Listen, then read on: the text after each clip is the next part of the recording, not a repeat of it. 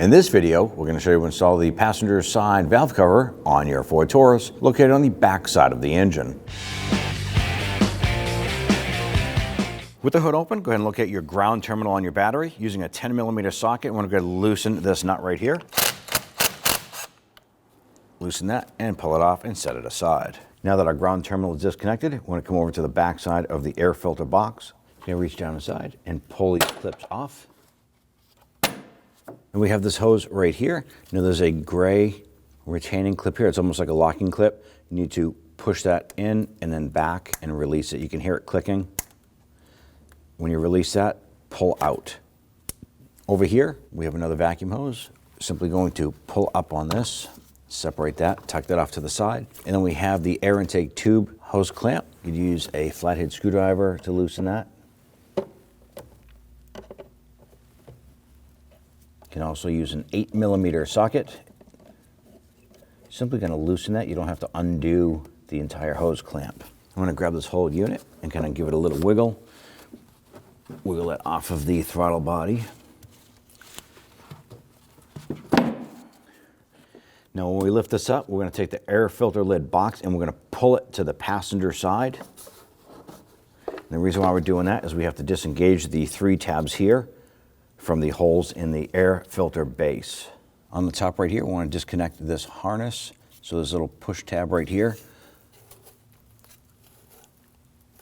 I'm going to pinch this little tab right here and pull this connector off. Just tuck that off to the side. Now next thing we want to disconnect is this unit here. Now there's going to be a little tab right here on the top, and there's going to be one just below it. And what you need to do is pinch these two together and then push the connector or the green connector locking tab towards the passenger side. Now if you want to, you can use a pocket screwdriver just to go ahead and get in there and pull that. You're going to feel it release and it just kind of like pops over. And once that's over, go ahead and wiggle this unit and gently pull that off. Now if you follow this over, it goes into plastic retaining clips. Simply just work that up and off and do that all the way over. Now that we have that lower hose off, we want to transition right to the connector right here. Now there's a red lock safety tab right here. You can use a pocket screwdriver. I'm going to use this here. You can use your finger, but you're just going to lift that up to a certain point and it's going to stop. And then there's a tab right here you're going to push in on. Use your thumb and just kind of pinch and pull this off. Just like so. On the back passenger side of the intake, you're going to find the map sensor. You're going to lift up on this little tab and just gently slide that connector off. Now across the front side of our intake, we have a coolant tube here. You have 2 ways you can do this. You can use a trim tool and pop the plastic retainers out on the 2 sides here, but that's at risk of breaking the plastic. You can do this here. Use your pocket screwdriver, open up these little tabs, and simply roll the hose out. Do that on both sides. That way there you don't risk breaking the plastic. On the back side of our intake here, there's going to be another hose, vacuum hose here. Now there are 2 hose clamps. You can undo either one. What we need to do is basically remove the hose off of the intake. Now our hose clamp here is a little bit tight and we can't get a tool properly on that, so we're going to try and remove the back one here. Use a pair of pliers or whatever you have that's going to be able to go ahead and release these tabs. And then we'll go ahead and pull that out. Now if you chose to do what I did here, remove the metal clamp and pull it back, I'm going to slide that off and put that on my bench. That way it doesn't fall off behind the engine and lose it forever. Our next step is to go just underneath our throttle body here. There is going to be a 10mm bolt holding the intake to a bracket. We need to go ahead and use our 10mm socket and our 1/4" ratchet, loosen and remove that bolt. Now I am using a stubby 1/4" ratchet. You can use a longer one. You can use a standard size if you want, but the stubby 1/4" ratchet does get more throw on it, so you can spin it a little bit easier. Once that bolt gets pretty loose, go ahead and reach in there, or you're going to want to remove your socket and your ratchet and spin that out. This is one of those bolts, if you drop it, it's gone forever.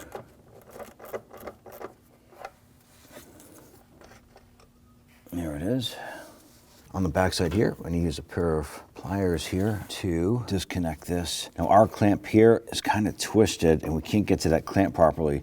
So go ahead and grab this here. And we're going to try and rotate this hose a little bit because we can't gain access to our clamp here.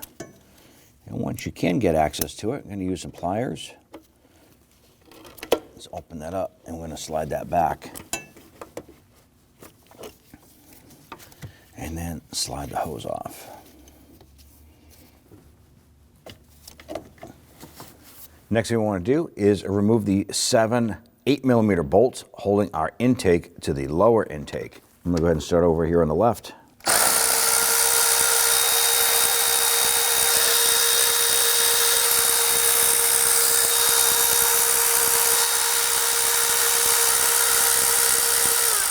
These bolts are a capture setup here, so that means that the rubber grommets and everything, they kind of hold it in place here so those studs won't fall out. Let's go ahead and grab our intake, lift that up, and slide that up and out. Our next step is to clean and protect our lower intake. We're going to start with some spray solvent on a rag. And you want to wipe the intake here. Make sure that you're wiping any debris away from these ports. We want to keep any debris from falling down inside the engine the best possible way. Once you're satisfied that that lower intake is clean, you can go ahead and take some shop towels or rags, and we want to go ahead and cover or fill those ports a little bit. We want to keep anything from falling down inside, i.e. debris, sockets, anything fun like that that you might end up introducing another problem to that engine later. Now right here you have the electrical harness coming to the coil itself. There's going to be a lock tab right here, this white unit. You want to go ahead and gently pull up on this. You can see that it has come up, and then you can go ahead and press down on it and pull that harness off. Right here is an 8mm bolt. I'm going to use my socket and my 1/4-inch ratchet. You can loosen that. Remove it and set that aside. Don't lose that. We're going to be reusing that later on. And we want to go ahead and grab the coil, give it a little twist and pull up and remove that.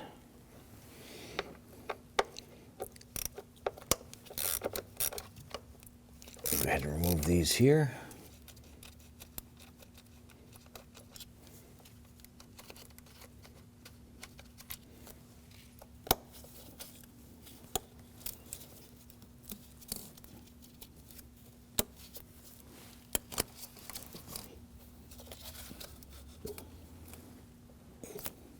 All right, go ahead and set those aside. Now around the perimeter of our valve cover here, we have the wiring harness we need to disconnect from the retainers on the valve cover itself. So you can use your trim tool and come around to these trim pieces.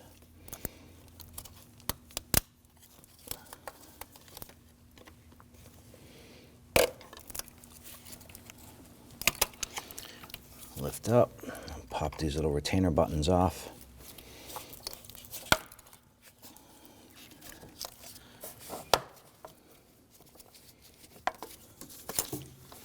Now that we have that big harness pushed back, we'll come around to the edge, and we have this harness right here. Get our trim tool in here, and pop that little button out. And there's one on the front here.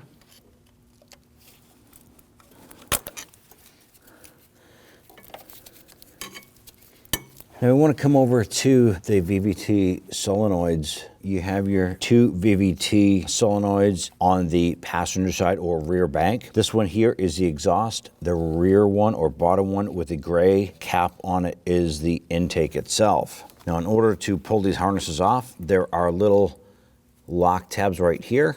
Ours are purple on ours, and we're going to use a pick. You can probably use your finger, but you just want to gently work that up. And try getting your finger in there and try and popping that up. Try a pocket screwdriver here. There we go. You can see it just lifted up there. Got underneath the edge right here. I was able to lift it up. Now we should be able to pinch this and pop that off like so. We're going to repeat this process for the back one here. There it is.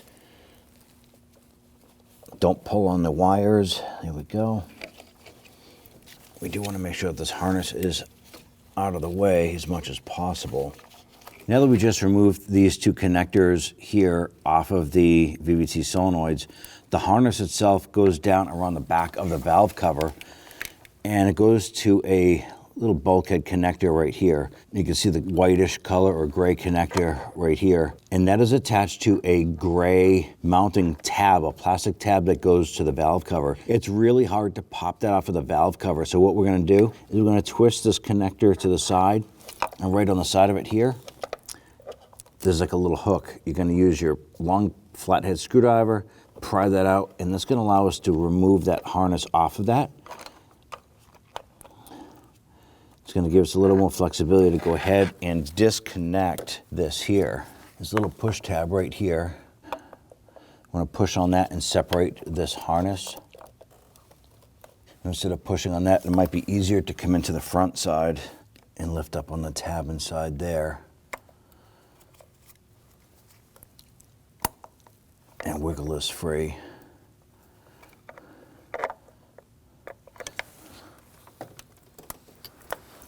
There it is.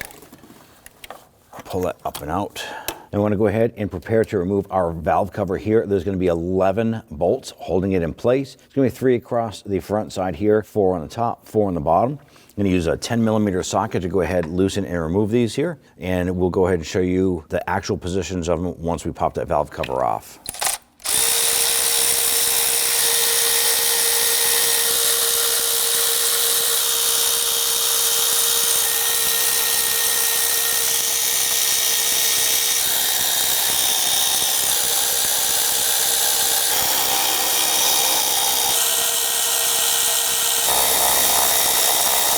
On the back side of the valve cover here, you're gonna use your trim tool and want to remove the little plastic retainer button here, holding the harness to the back end of the valve cover.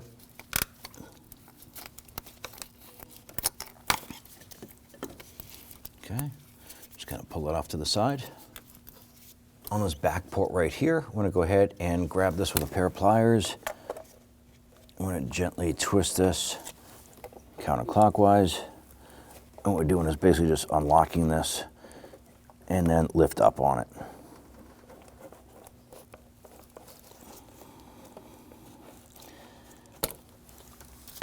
There it is. Next thing we want to do is we want to go ahead and break the seal on our valve cover to our cylinder head. Now there's going to be 2 points that has a little bit of RTV on it, and it's normally where the timing cover meets the cylinder head area. It's going to be right about here and then on the back. We also have the rubber seals around our VVT solenoids as well as our spark plug tube seals. So what we're going to do is we're going to use a pry bar, and we're going to go right on the edge of the valve cover here, and I'm going to use this little 8mm bolt right here. There's a little bit of leverage, and we're going to gently get on the edge and just kind of gently rock this. There we go. We're just kind of using some spots of leverage here to go ahead and lift up, and you can hear that rubber seal popping free. Now it may take a little bit of persuasion to go ahead and get this up and out of the way because we have wiring harnesses and stuff all around. And remove that. You can see our valve cover gasket is stuck here. Just work that out. Our next step is to go ahead and clean up this dab of RTV. This is used to seal between the timing cover and the cylinder head. There's going to be this here, and then on the other side of the cylinder head, over on the back side, we have the same thing. Now what we're going to use is a plastic razor blade. You don't want to use a regular razor blade because you don't want to mar the metal.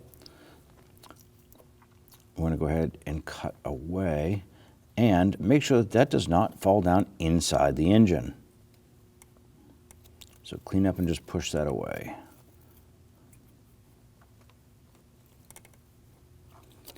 All right. Once you have that cleaned up, I'm going to go ahead and do it to the back side of the engine. Now that we have the RTV cleaned out, next thing we want to do is get some spray solvent, put it on a rag, and we're going to clean the entire perimeter around the cylinder head where our gasket is going to go for our valve cover. And make sure when you do this that you wipe away. You don't want any debris to fall down inside the engine. So let's go ahead and do that next. I'm going to go ahead and take a rag and spray some spray solvent on the rag. Then we're going to go ahead and take that and wipe off the surface of the cylinder head, being sure to wipe away so that you don't get any debris to fall down inside the engine. I'm going to do this all the way around the perimeter. Once you've cleaned up the cylinder head where the gasket for the valve cover is going to go, then go ahead and prep the valve cover for installation. Now the new valve cover will come with a gasket already pressed into place. You just want to run your finger around the perimeter of it and make sure that it's fully seated, and that's ready to install. Now right here, you can see that there's a split, and that's where the timing cover meets the cylinder head. Now we had removed some RTV from here before, the old dried out stuff. We're going to go ahead and add some to it. Now there's a little dab here of RTV. And all you want to do is put that right there, just a little dab. Now we're going to do the same thing on the back side. And put some right on that seam right there.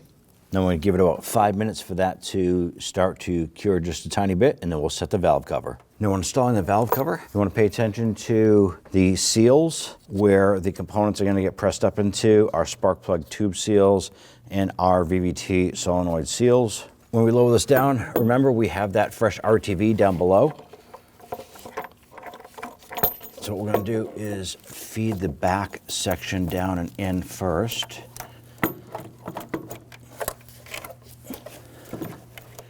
And then swing the VVT side down and in. I want to make sure you lower this down. It goes straight down onto that RTV. You don't want to smear it all around. Get that lined up. Give it a couple light bonks. And then simply go around the perimeter and get all those studs or bolts started. Never, ever, ever throw a power tool onto these unless you have these down several threads. You do not want to cross thread any of these here in place. It's just going to open up a can of worms for you and make for a much larger job and a much bigger headache.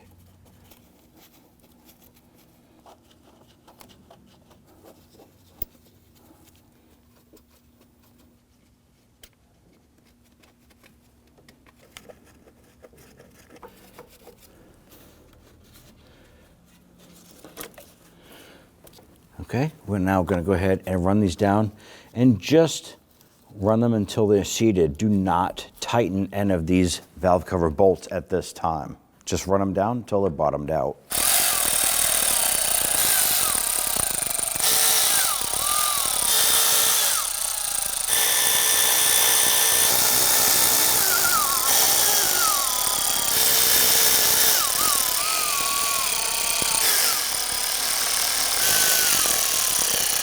With all of these snug down, our next step is to go ahead and torque down each bolt.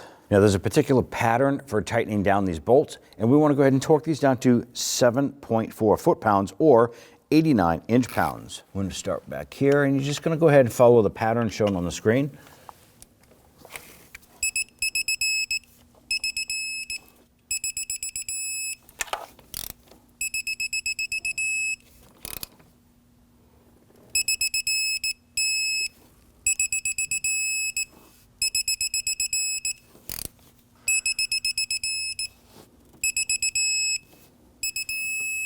And then wrapping up with our number 11 is the front center.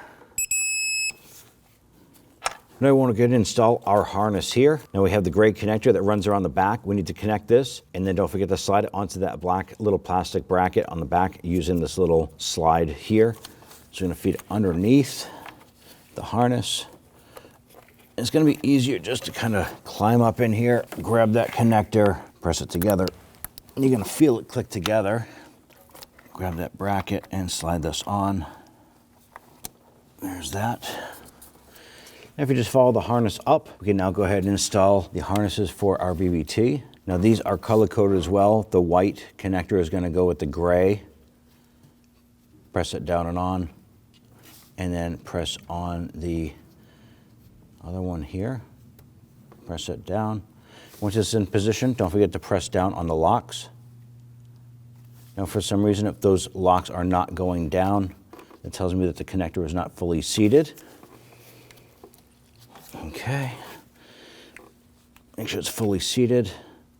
And there goes our lock tab. So both of our exhaust and intake VVT is engaged. Install the harness there. And pretty much we're just reversing what we disconnected earlier. Press this down and on.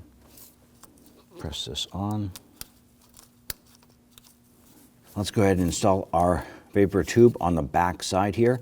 Now this is flexible and you can normally push this in and twist lock it. So once it goes in, as you twist it and rotate it clockwise, it'll lock into place. Now if you want to, you go ahead and loosen these hose clamps, slide up and off and install it. But once you put this down, most of these components are somewhat flexible, so you can go ahead and just kind of flex this around, twist this in, and as it comes around, it's going to lock itself into place. Go ahead and lower your ignition coils down in a position. That's all you want to do is go ahead and get your ignition coils started. And just gently snug those down. Now as you're doing this here, you can go ahead and get your connectors ready to go. Make sure that the white lock tab is far enough back. Line that up onto the ignition coil, push it on, and then push the lock tab into position. You're going to do this for all three.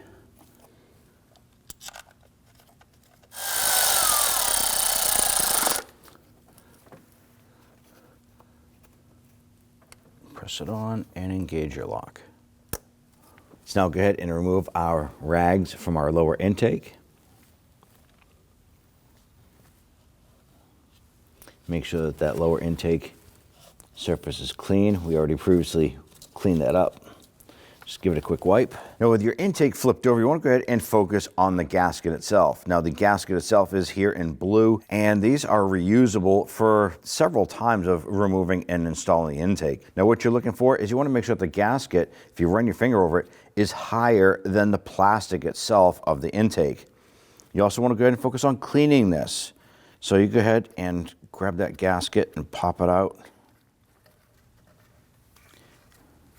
You can simply pull this out and you can clean out inside the grooves here using some spray solvent or whatever you have.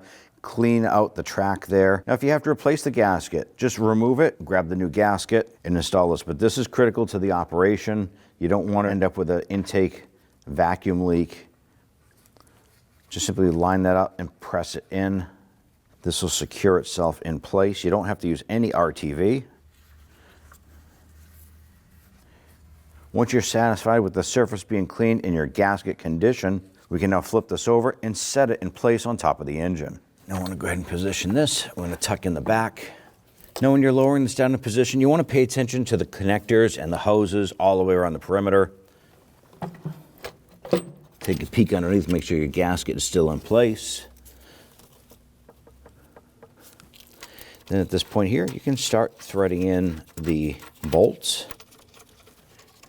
Now at this point here, you probably already figured out that if you had flipped over that intake, all of these bolts here are capture bolts, so they pretty much stay in place, except for this one here. This is the one that goes in the top center.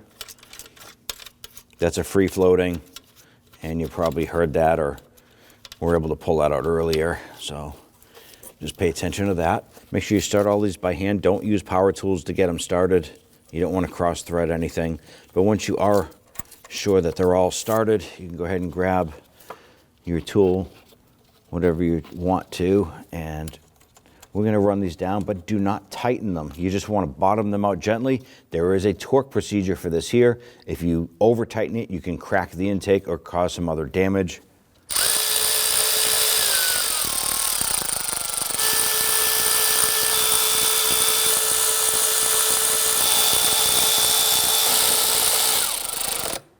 Once you have those secure, go ahead and grab that intake, give it a little wiggle.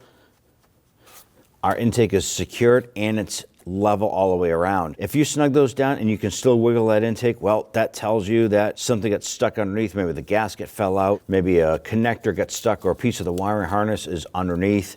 Go ahead and loosen them up, figure out what the problem is, and then go ahead and re-secure everything appropriately. Our next step is to go ahead and torque these bolts here. There is a torque procedure as well as a specific torque spec, which is 89 inch-pounds or 7.4 foot-pounds for each of these bolts. Now you're gonna go ahead and follow the pattern that we have shown up here on the screen. Let's go ahead and do all 7 of these bolts.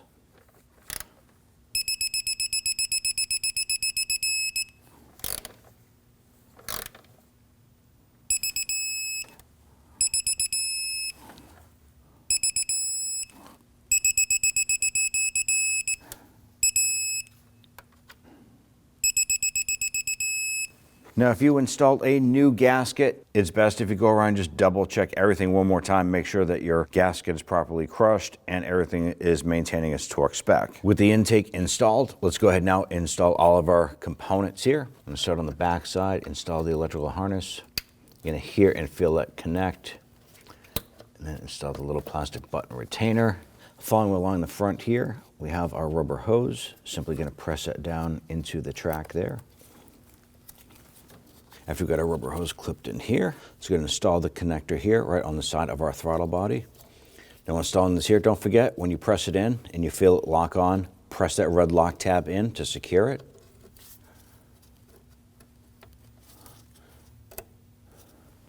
Install the vacuum hose.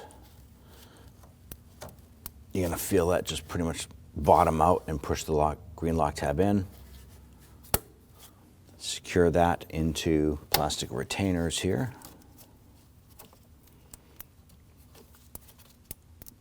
And then back over to the throttle body area. Install the electrical connector on the top here. You can hear and feel it engage. Install this vacuum hose on the top here.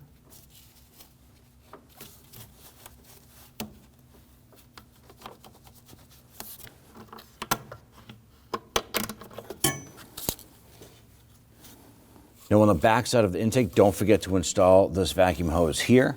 Now when we pull this apart, we had removed the clamp. So you need to go ahead and grab that. I'm gonna slide that over the hose. Let's go ahead and work the plastic hose into the rubber hose and push that in. And then go ahead and grab your pliers, whatever you're gonna be using here. And we just need to get that into position to lock that on.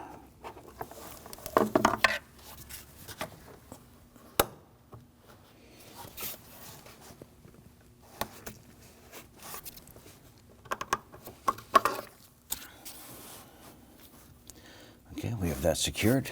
Now the last part of securing our upper intake is this one bolt that goes around underneath our throttle body to that bracket. Reach back there, get that started. I'm gonna thread that in as far as I can by hand. I'm gonna use my stubby ratchet here with my socket and just reach back there and just snug it down. Okay, snug that down.